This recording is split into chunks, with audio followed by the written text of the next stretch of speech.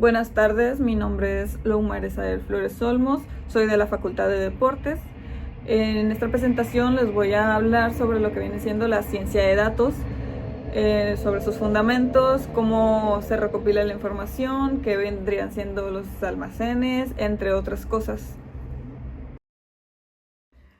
Así como dije anteriormente, la ciencia de datos básicamente es una disciplina que combina lo que viene siendo la estadística, la programación y el análisis para así obtener un conocimiento útil y verídico.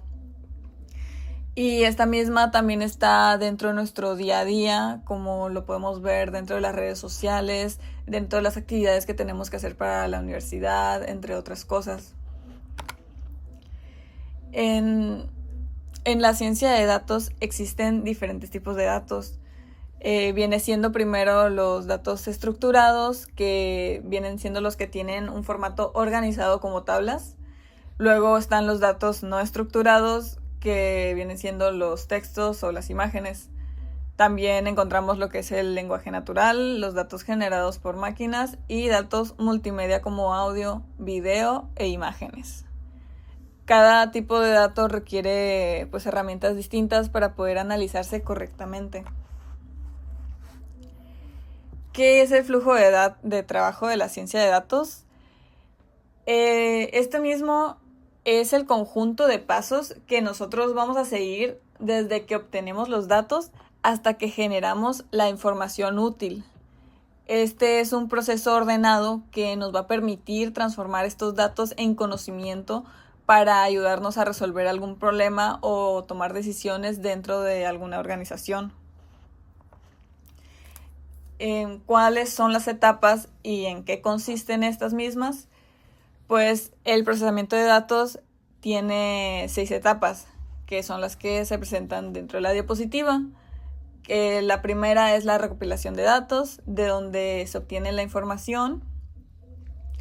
Segundo, que es la preparación, consiste en limpiar y organizar los datos que ya recopilamos.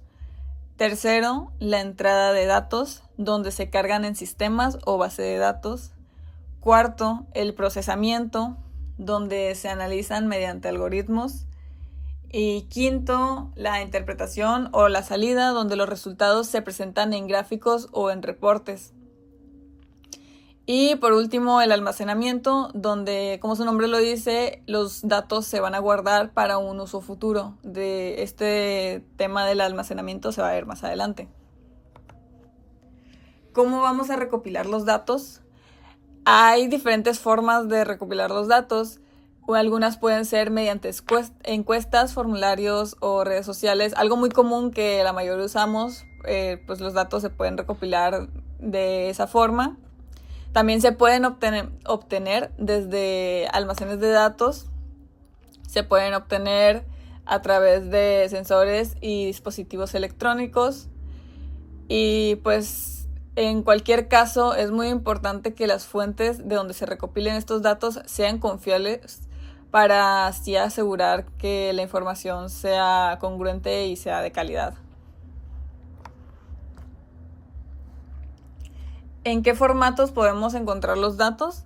Se pueden encontrar también en distintas formas. La muy común en archivos Excel o CSV. También pueden estar en documentos estructurados como JSON o XML. Se puede encontrar de forma muy sencilla en texto, en lenguaje natural o formatos multimedia también como imágenes, audio o video. Y es importante saber que cada formato va a necesitar su herramienta específica para poder analizarlo. ¿Cómo se almacenan los datos? Los datos básicamente se almacenan en diferentes sistemas. Se pueden guardar en bases de datos relacionales o no relacionales, en almacenes de datos llamados data warehouse o en la nube. Pues el almacenamiento adecuado va a permitir conservar la información histórica y realizar análisis más complejos en el futuro. ¿Cuáles son los aspectos éticos al almacenar datos? ¿Cuáles tenemos que considerar? Pues finalmente es fundamental considerar la ética en el almacenamiento de datos. Debemos proteger la privacidad de las personas, tenemos que obtener su consentimiento para poder usar sus datos y así garantizar la seguridad de toda la información.